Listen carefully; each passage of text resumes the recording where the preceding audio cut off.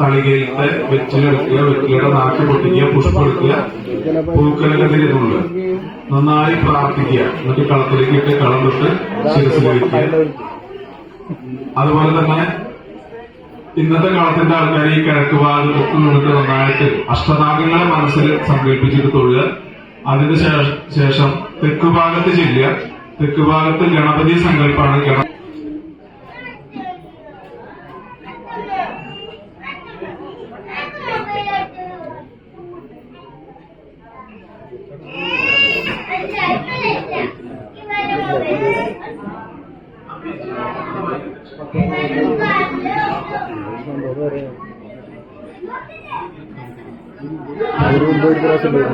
മൂന്നാമത്തെ ഇങ്ങനത്തെ ഉള്ള കളർ സന്താന കളർ ഒന്നാമത്തെ, അതിന് മുന്നേ നാഗേക്ഷി കളർ അത് ഈ കൊണ്ടാവില്ല.